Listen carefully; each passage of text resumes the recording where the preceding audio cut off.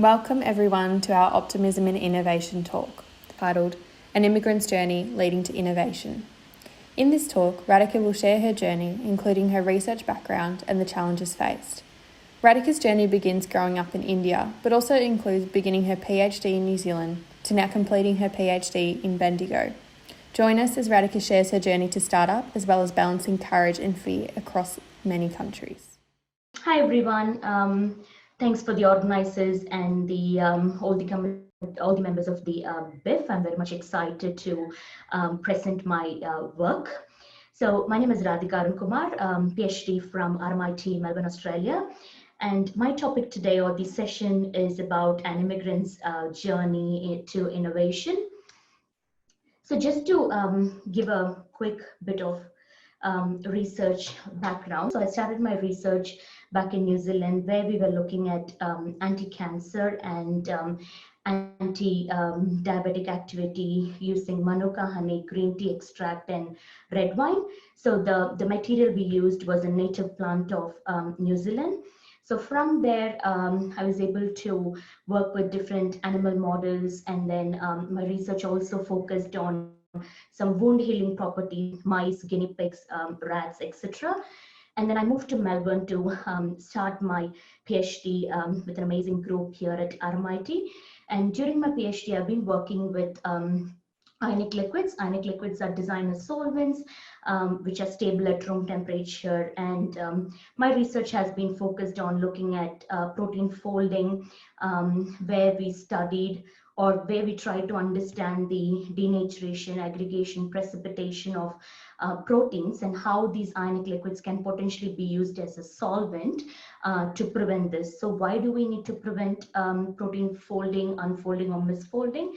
The reason is protein folding is one of the major step or a major part which is very crucial in understanding your thermal stability, and it has a massive use in different pharmaceutical sectors for long-term storages, etc.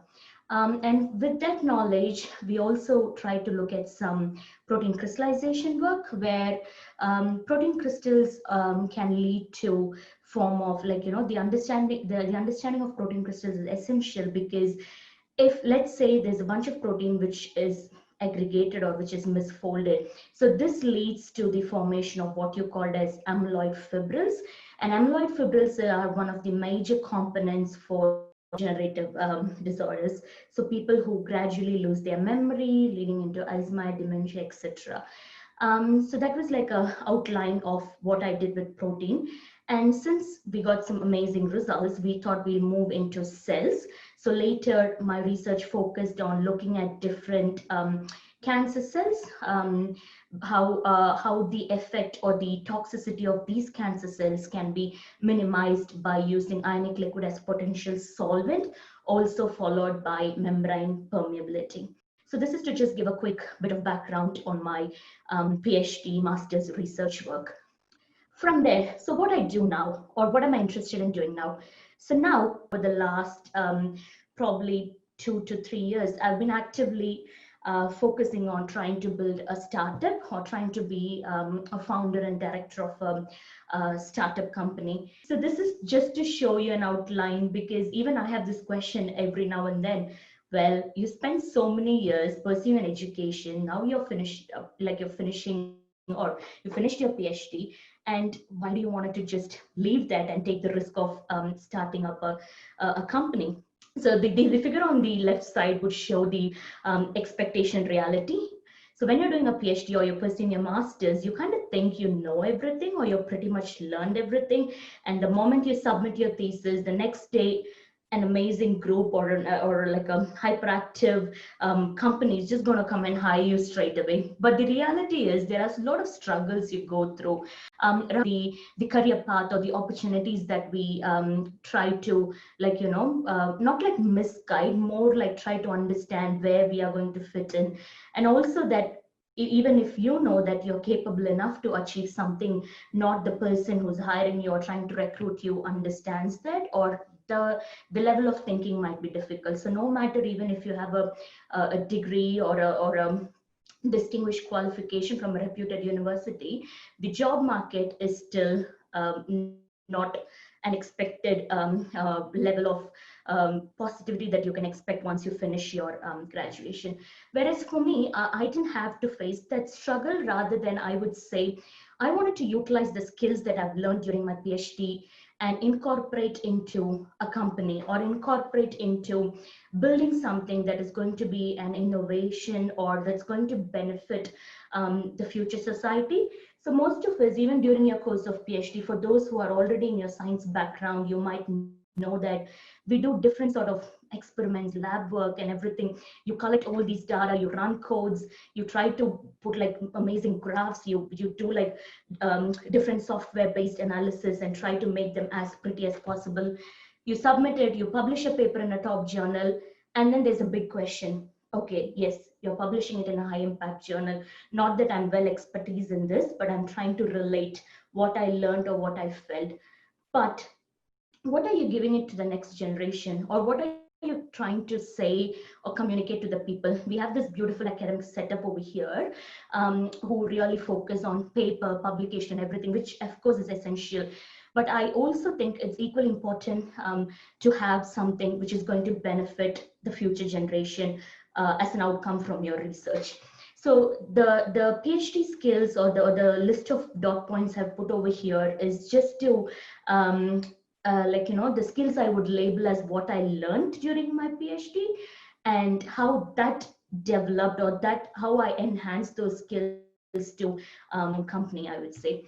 So during PhD, obviously your research. When you're doing your master's, if you're given an article or paper, you just read, you think you understood everything. But once you enter a next level, you understand that not everything that you read means the same. The level of reading ability or the level of understanding kind of really develops over the years.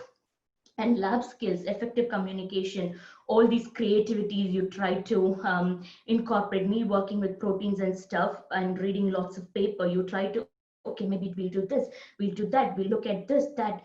And but end of the day, those are like mind juggles, what I call, and which will lead to more efficient thinking. Team management, because you're in a reputed university, or no matter which university you go to, you're obviously working under a certain group. You need to understand, you need to be cooperative, you need to be nice to people, basically. Time management, not only that, struggles. Not everyday lab work becomes a success. You run 900 samples and then you realize that, oh, out of 900, 500 were not supposed to be made in that way. So you've just wasted your time, your chemicals, everything.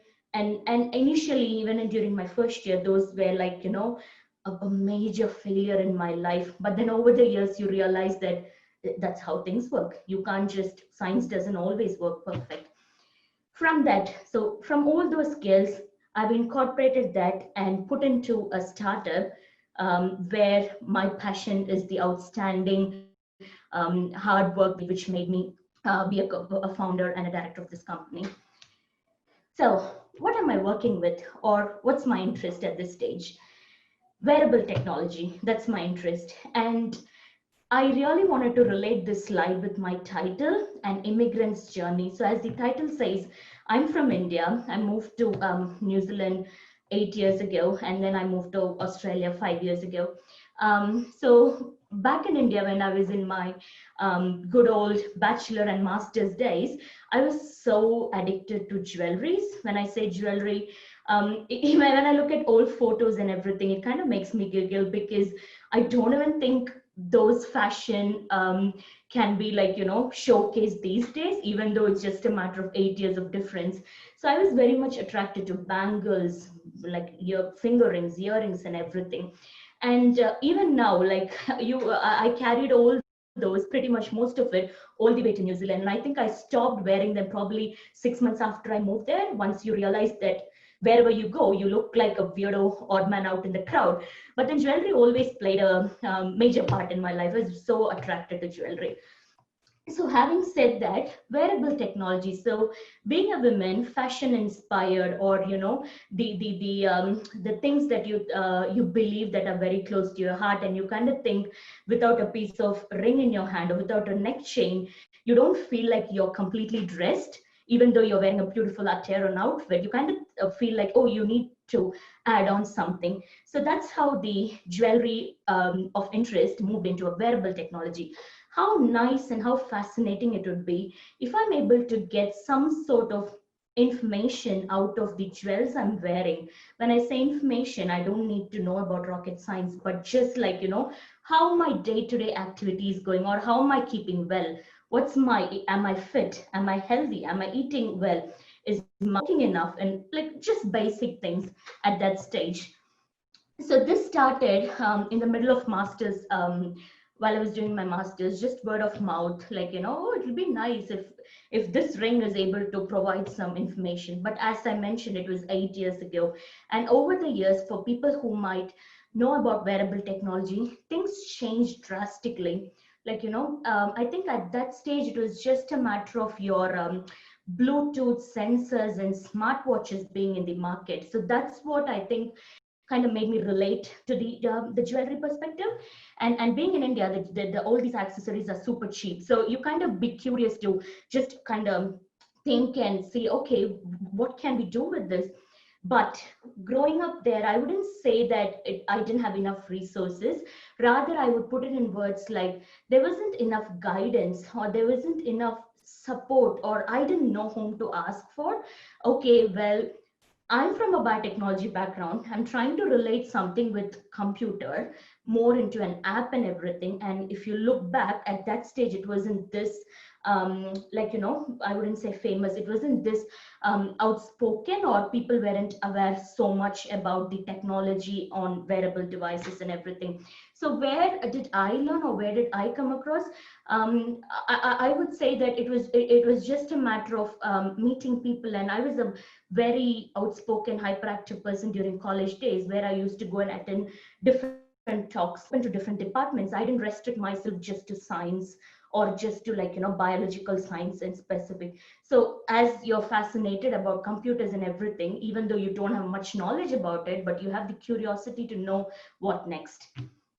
So this slide over here just shows you an outline of what are the wearable devices that are available in the market. So starting from your smartwatch, which is very, very common, all the way up until your smart bands, which can track your temperature, your smart shoes, socks, and everything.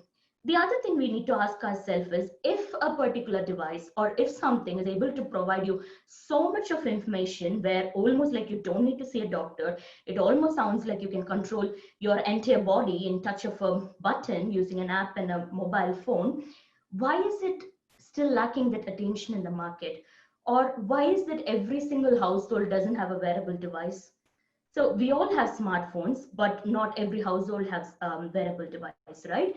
So the reason I would say, or the consolidated information, what I understand from over the years of research, is that there are a few things. One, the properties, or the features each device consists of. So for me, let's say I'm not really bothered about how many steps I walk in a day, but rather I'm very much concerned about the kilometers I cover. So I don't want to know the steps or my oxygen level, or the rate at which I'm walking and everything. Rather, the whole day, I just wanted to know, like, okay, I'm just going for a walk. I wanted to know if I covered 5 kilometers or 10 kilometers.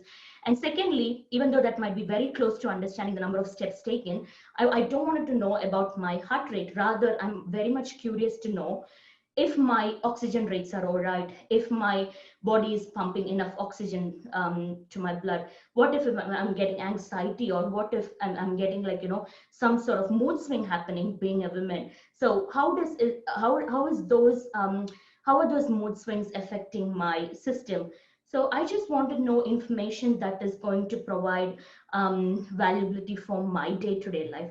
And I think most of the devices lack that facility, because each and every particular device, even though they have amazing features, not that everyone are interested.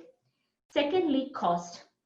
So even if you look at a recent survey, there was a survey which I came across, and it was said that starting from a minimum of $99 all the way up to $350 are the wearable device range, and all pretty much the 99 and the 350 doesn't give you various information. Pretty much they give very similar information, but there's a vast difference in the cost. And the most important thing is the questions that we have in mind. Okay, this device is telling me I walked 5 kilometers, even though I feel like I walked 10 kilometers. How can I trust this? Or is it safe for everyone? Is it safe for all the different age groups? So you have kinds of questions going around, right? So it's very hard to convince the clientele or the customer market at this stage.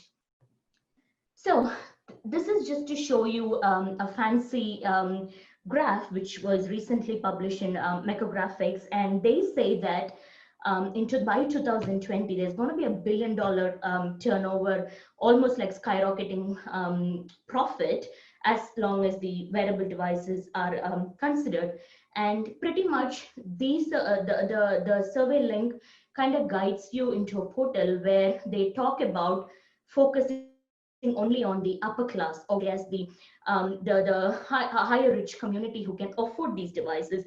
So even the market survey has been performed among those community, and there has been a bit of controversy with this survey, but obviously it's been very popular all over the internet, and I just wanted to showcase on what their prediction is. And the figure on this side is just trying to show you the fancy models that we have in the market so far.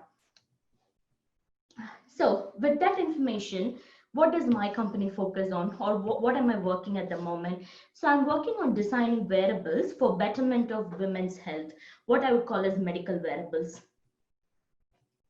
So specifically when we talk about women's health, though the interest is to focus on betterment of women in general, at the moment, or what I'm going to include in this session is focusing on or making every pregnancy a better experience by using a wearable sensor device, right? So this is a ratio, or the graphical representation over here just shows you the trend in Australia just over the last decade. So you can see the maternal mortality rate, which is the number of deaths that occur in Australia as of 2017, was 6 deaths per 100,000 women giving birth. Even though that might not be a massive ratio, but as we are tracking the impact of COVID over the months, if you look back, that's a survey for 10 years, between 2008 to almost 2017. And the representation given as direct or indirect causes, I don't see much difference up until 2014, even though they had like pre-existing conditions related before pregnancy, they still were not pretty much, we can't just rule them out because it is definitely related to the maternal death rate. And the figure over here, you can see the most higher range, or what stands out, or what was the cause of most deaths were cardiovascular diseases. And I'll be talking about that in a minute. And then it was followed down by like different sectors, and cardiovascular was like the most high range.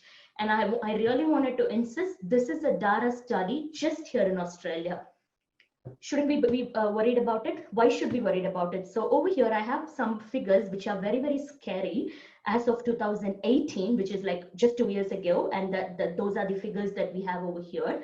Globally, only half of the women worldwide receive recommended amount of care during pregnancy. So at this point, there is no one to blame. So we are not trying to blame the hospital. We are not trying to blame the pregnant women, or we are not trying to blame any system over here.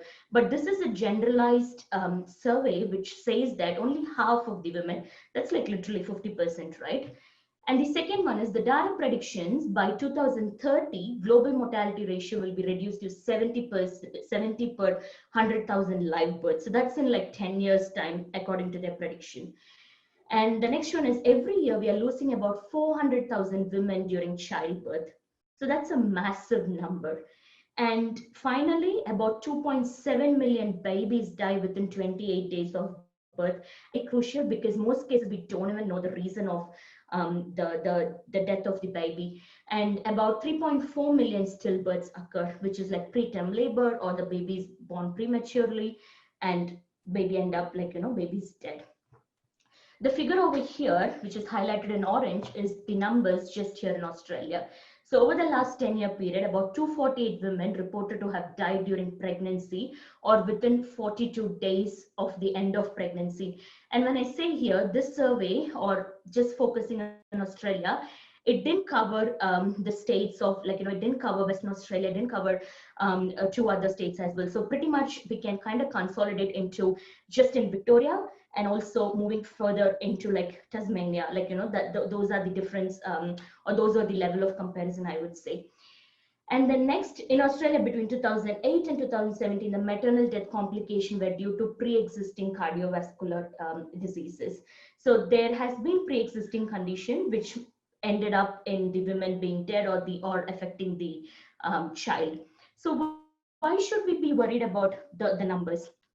The reason why I am worried about this number, or the reason why I focus on understanding gestational diabetes, or why I think it is important to be diagnosed at an early stages, one of the main reason for your cardiovascular problem, which is the topmost criteria as you saw on the graph, is gestational diabetes, or being obese, or in other words, let's say the level of weight gain before pregnancy, during pregnancy, and after pregnancy has been like all over the place.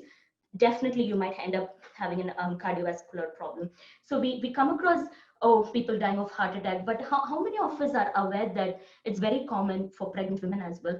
And I don't think that kind of gives the level of impact or the level of scare we should have, because when it's up to cardiac disease, cardiac arrest, stroke, or everything, I kind of think we always push ourselves, or we always concentrate on men in general, which is totally acceptable. But I think it's time that we focus also on understanding the women's cardiac disease, or the issues they have during pregnancy, and most importantly, gestational diabetes.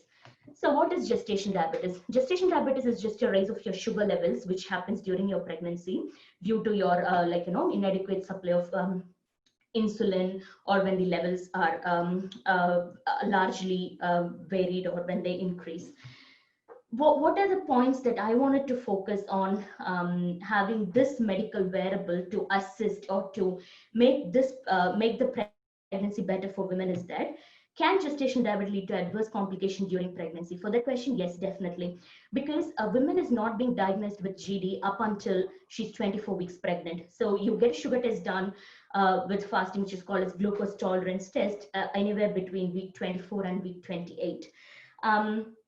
So let's say a woman has been diagnosed with gestational diabetes. So what do they guide her, or what do they advise her? So she's been advised to monitor her blood sugar level. She's been advised to stay active and fit.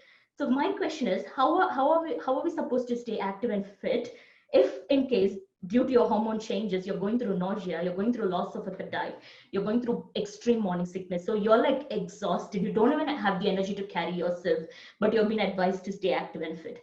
So how to have a well-balanced diet while being diagnosed with GD? Again, if you're having nausea and loss of appetite, you can't even drink water, because the moment you drink something, you either feel like vomiting, or you just don't want to drink. Yeah.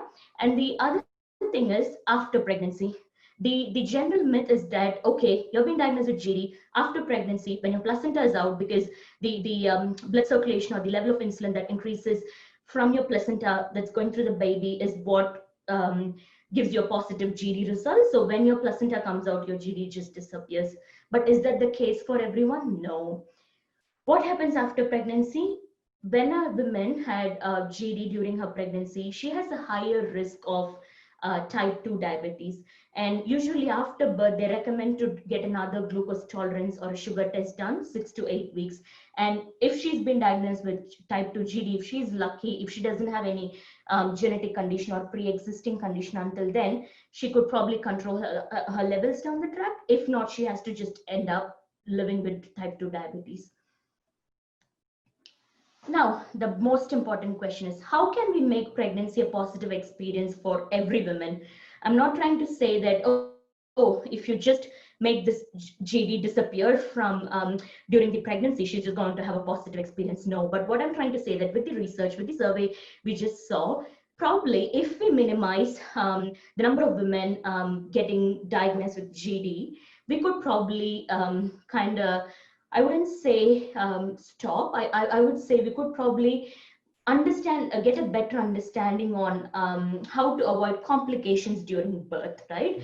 Because let's say a woman has been diagnosed with GD, and most cases her options of having a vaginal birth decreases drastically due to two reasons. One, either the baby might be obese, and she might not have enough efficiency, or her blood pressure might drop drastically, and she might not be able to push the baby out. Hence, she either ends up getting an elective emergency C-section, or she would be recommended to get an elective Caesar. Having said or having understood all those things, what am I focusing on, or what makes this wearable device innovative? So this is just to show you the vital parameters that that's going to be incorporated in the device, which is going to provide you a better understanding of your health during the pregnancy.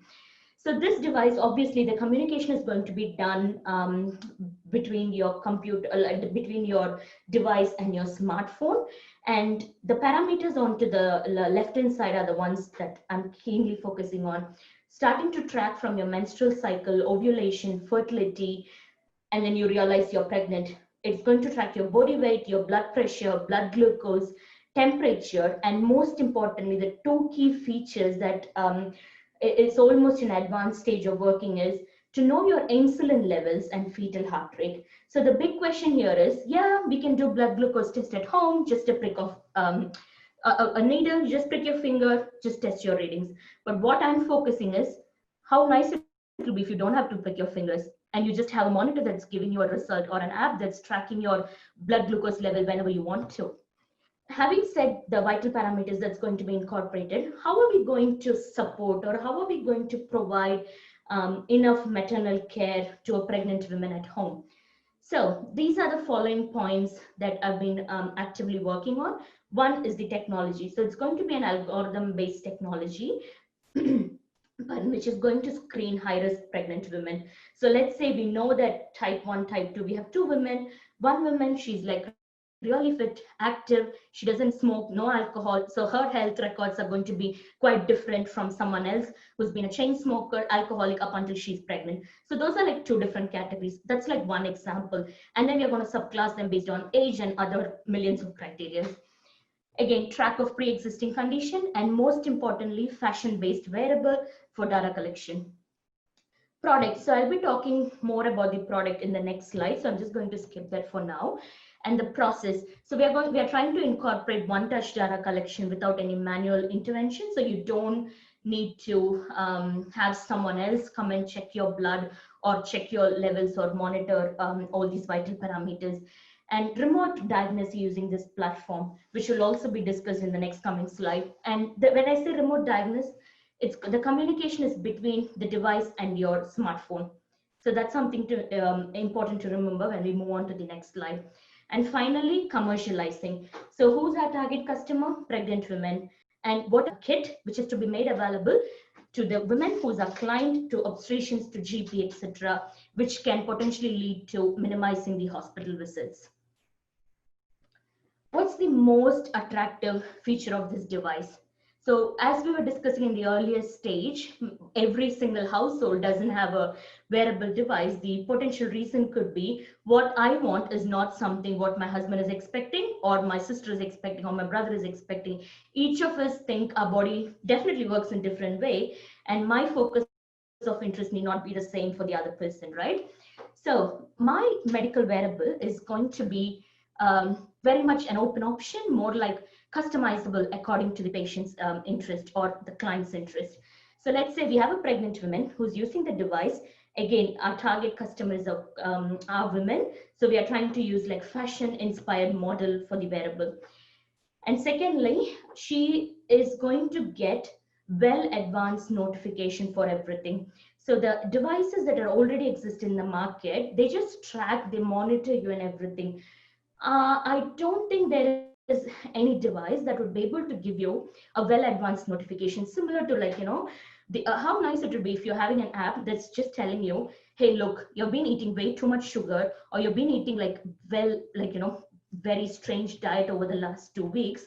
So if you're not going to monitor your diet within the next 2 weeks or so, you might end up with these complications. And for pregnant women, and our target being GD, here the focus is on understanding the blood sugar level. So she gets notification about her diet, her vitamins, her supplements, whatever she's supposed to take, including her reminders, by using like a cloud-based data system, which is going to provide a graphical representation.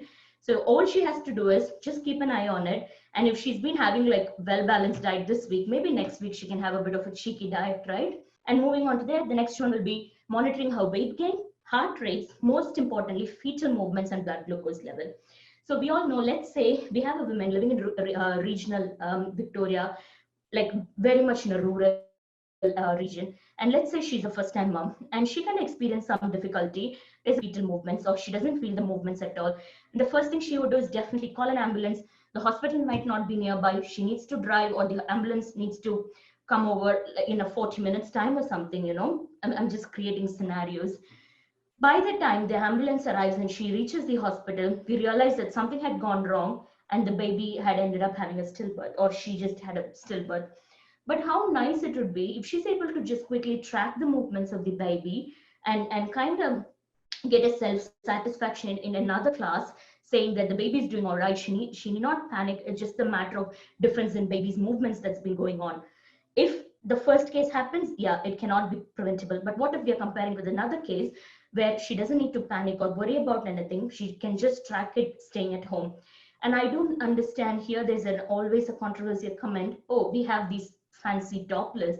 But there are so many researchers, personal experience, that these Dopplers always don't provide accurate information, because with all the amniotic fluid that's in your stomach, there's always a fluctuation in the heart rate of the baby. So they always don't provide the most accurate result, right?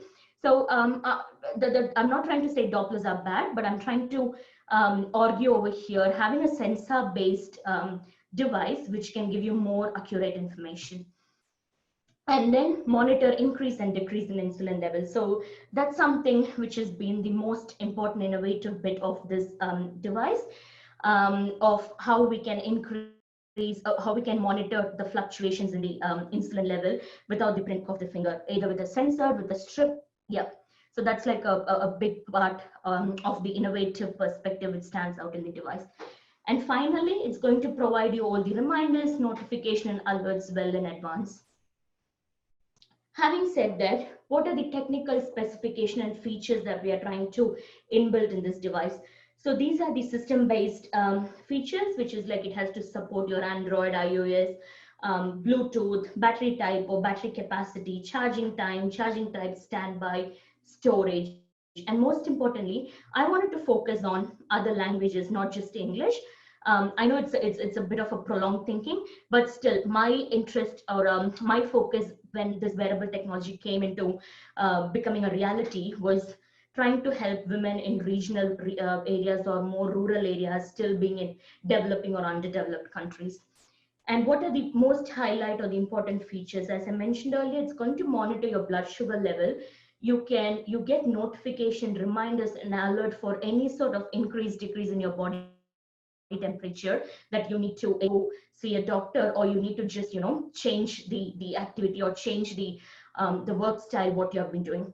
Then heart rate of mom and bub, monitor insulin level. And since we're talking about a fashion-based jewelry or fashion-based device, it's going to have a wireless charging box and battery type. Nobody wants to have or wear something with 10 wires hanging across them. User manual and biometric engine to provide graphical insight. So which means you can track your own activity, or you can track your own blood sugar levels and other levels, or whatever has happened in the last fortnight or so. How are we going to make this work? Let's say now we know this is how the device is going to be. These are the technical specification and features we are expecting. How can we make it work? Let's say we have developed or designed a beautiful wearable device. We are going to use a Bluetooth sensor based, or more like a strip, depending on what sort of parameters you wanted to know. And the measurements are going to be recorded via an app. The other attractive feature or the other marketing strategy I'm trying to incorporate over here is a two-way system. So let's say I designed this device. I've developed it, I have an amazing prototype, I'm trying to commercialize into the market. But why should people trust a newbie like me? Or why should they trust a new company which popped out of nowhere? And why should they spend even $1 to buy that, right? So what I'm trying to do here is I'm trying to target the hospitals and doctors as potential customers. So the most important highlight of the device is that it's going to minimize the number of hospital visits, right? So to get to that stage, it's going to take time.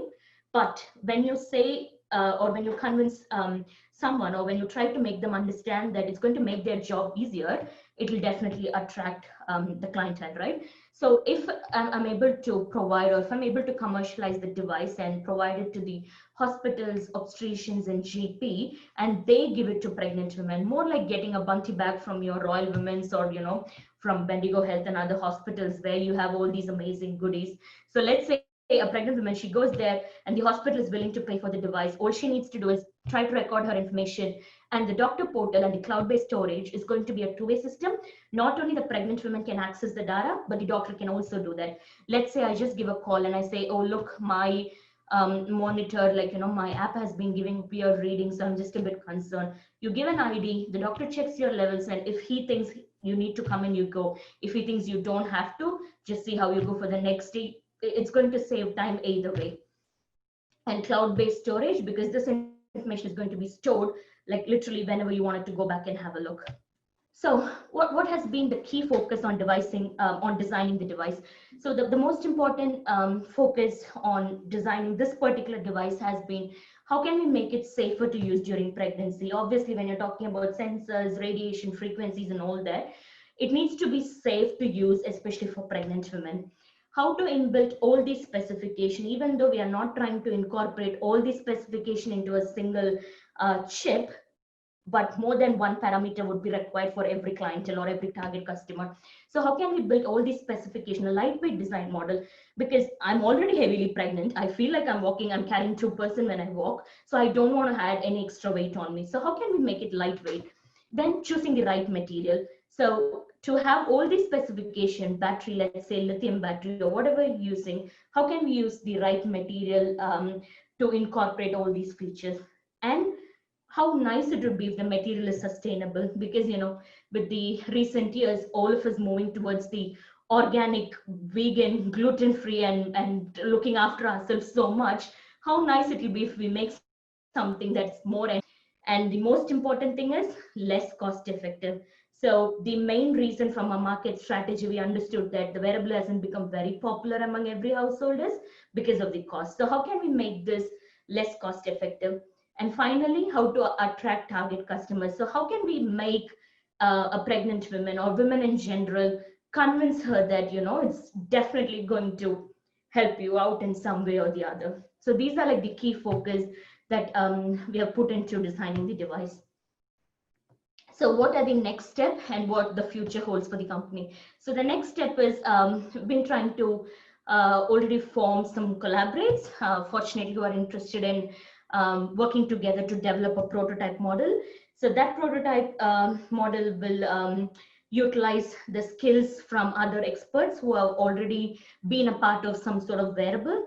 And then following from there, we're going to tie up with hospitals and obstetricians to do a massive market survey to test the prototype on pregnant women, because you need data to understand that the level of usefulness or the level of positive outcome you have from this device. And after that, data collection and data analytics, because two things are the key focus of the device. There is not going to be any finger pricking to know your levels. And the second thing is to diagnose your gestational diabetics well in advance rather than not being too late. So this is that testing design models on pregnant women is going to help us understand the ratio or understand a bigger picture on how this can be incorporated. And what are the other works that I've been doing parallelly, or what the future holds? Having said about the wearables, I'm also working on other wearables trying to help or improvise mental health, focusing on men, women, everyone in general, and then children and vulnerable people. So when I talk about vulnerable people, it's something, how nice it will be if a device can, let's say my grandma or someone is in an aged care, and then I understand that she's wearing a device which is similar to a bracelet or a brush or like a safety pin or something. And with the rate of her heartbeat, her impulses and everything, I understand that she's not really happy. She's either stressed or she's feeling a bit lonely or something. So even though I scheduled to go and meet her this weekend, maybe, I can just give her a call to check how she's doing. So those small things really matter to elderly people. So that's something I'm also working on. And again, this device or other devices that I'm trying to bring onto the market is really going to focus on rural regions and developing countries to help people who have either poor hospital facilities or lack enough maternal care.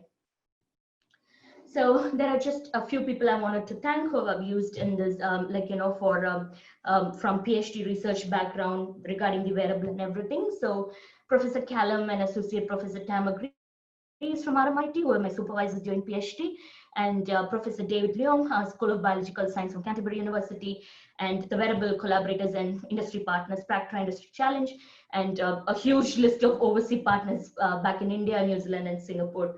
So I really thank everyone for their contribution. And yeah, let's all try to hopefully make every pregnancy a better experience. Thank you once again. Thanks for the opportunity, guys. So thanks so much for sharing your journey with us, Radhika. You've worked on so many amazing topics in your research over the years, and I particularly love that you've incorporated a love of jewelry with your research. But if I could go back now to your school and undergraduate days back in India, was there a role model that made you excited about science? That's a very interesting question for thinking about role model. I would honestly say, if I had to give an honest reason, I did not have any role model who inspired me in science. The reason why I was curious or interested in science was that I was so bad at maths. Like I was like really, really bad at maths. And I think among all the subjects, I used to score like really low in mathematics. And up until even now, maths is like the subject I hate the most. So for science, I found it very fascinating because I could relate it in some way or the other with my daily activities and stuff, and being very much interested in cooking right from a young age. I kind of compare chemistry and cooking as very similar things. I wouldn't separate them both. Like if you're making something, you just add 1, 2, 3. So similarly, if you are talking about a reaction, it's just a step-by-step process. Also, I had to include that I come from a very humble family background, but my mom, she, years ago, she had finished her bachelor's in botany. So instead of biological science, you call it as botany and zoology at that years ago, right? And my dad has a bachelor's in physics. So I think I had that in my genes. So that kind of carried on. But yeah, I didn't have any specific inspiration or role model while I was in during back in school days. That's really wonderful to hear that little parts of your childhood have sort of contributed to where you are now, and you sort of reflect on that as well. We have been lucky enough to have been working with you for the past few months to help organise our part of the festival with our International Women in STEAM Forum, as well as our Optimism in Innovation talks. And people may not know that you have been able to help us network with all these incredible women to help us create these talks. So what makes you proud to be a woman in STEAM, and what do you hope for young people thinking of a career in this area?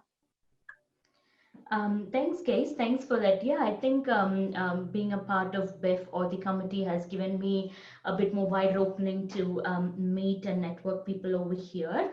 And also for the women speakers that I've been able to bring in, I think they really have played their own part and being successful either in research or entrepreneurship in their own field, right? And so being a part of women in STEM, I think the most important the most important aspect that makes me quite fascinated is that you get to talk or you get to inspire a lot of upcoming high school students or upcoming undergraduates who are like, have this massive hesitation. Oh, should we get into science? The most important thing I would relate is just getting a bachelor's degree in science going to help you end up in a well-paid job? And most of us think no, maybe after your bachelor's, honors, master's, and PhD. And being a part of Women in STEM, you get to learn from different experts' career pathway, how they crossed, or what they came across and everything. And the biggest tagline that I wanted to really insist over here and put forth to the upcoming women and girls is that please don't hesitate. If you have something to ask, just ask. You might not get an answer straight away, or you might never even get an answer from that particular person, but don't hesitate to ask. So I just wanted to like have a quick bit of brief story over here to include that even when I finished my masters, or like, during the masters, I wanted to like move from one country to another country. There's this millions of hesitation and questions that what am I going to do next? Whom can I talk to? And at that stage, I was very hesitant to ask other people. There are two reasons. Being from a different country, maybe I just kind of secured myself in a bubble where I thought, okay, am I talking in the right way? Am I putting the words in the right way? Is the level of communication enough for them to understand, or are they going to answer me? So all these questions were deep inside, but later over the years you understand that the hesitation is the most what do you say, the red flag that you need to avoid, because you just ask. Even for me, with different social media networks, like let it be LinkedIn or Twitter or anything, if I wanted to network, or if I wanted to build a network and communicate with others in the industry, let it be research or regarding my startup, I just ask them. And I have been avoided. I know they read my email, or I know they read my message. I don't get a reply often, or I get a reply after a week's time. It's all right. It's nobody's fault. Maybe they're busy, or they just think you're like a random weirdo messaging them. But using response from people who think what I have told or what I've asked matters, or similar to my mindset, they just wanted to help the upcoming women in STEM, or women who are pursuing a degree in STEM, or women who just are interested in research and everything. So please don't be hesitant to ask. That's the most important thing I wanted to like really emphasize over here. Yeah, thanks, Radhika. And I think it's funny because you just never know who you're going to meet as well. I think that's something that I've learned over the years. And exactly, yeah. Yeah. And speaking of working in, a few countries, and, you've met all these amazing speakers that we get to feature in BIF, but what's been a highlight for you working and conducting research in other countries? Wow. I really love this question. So what has been the highlight, I would say? So even during my PhD, I got an incredible opportunity to go to Cambridge University, the most prestigious Faraday discussion, to present my work. And looking back from where I come, or what sort of upcoming I had, and the background of knowing about Cambridge University, I would never even thought one day I'll be sitting inside the campus and in the middle of speakers, or in the middle of a massive crowd who are like expertise in their own field and trying to present my work. So that kind of gives you an increased level of positivity or optimism to pursue more, or kind of like, inspiration. You're like, oh my God, if I'm able to do this now, and if my university had provided me this opportunity, I have to get to a next level on my own.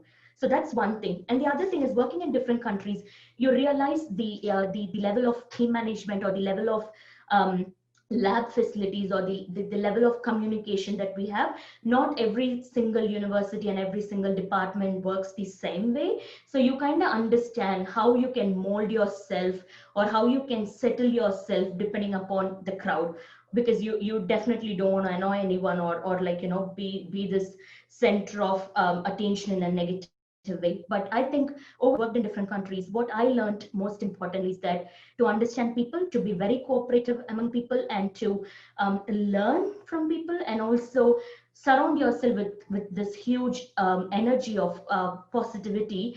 And if you're failing, definitely people around you as a team will definitely motivate and provide you a bit more of courage to keep pursuing, even though you just don't want to do anything, you just wanted to give up. Even during PhD, I think I would have told more than a million of times to my husband and family that I just wanted to stop. So if they didn't have the trust or that what do you say, that level of definitely you can pursue, you would be able to, and they didn't push me every now and then, I don't think I would have been here. So that's the same level that I learned in different countries as well. Everyone works in different way, but you just pick what is important for you and what you can take it to the future generation, or what you can take it to upskill your research and your career path. It's incredible to hear how far you've been able to travel with your research. And I suppose we mentioned earlier about always trying to find out more, and like once you find the answer, you want to try and find out more, and it's about the future generations. So my question to you is, what is the most fascinating thing you've come across in your research, and what has been a wow moment for you? So talking about wow moment, I think when I started my PhD initially, I wasn't a very confident presenter, being from moving from overseas and all that. After 6 months into my PhD, I was working at VSEC, Victorian Space Science Research Center, where we were teaching high school students chemistry.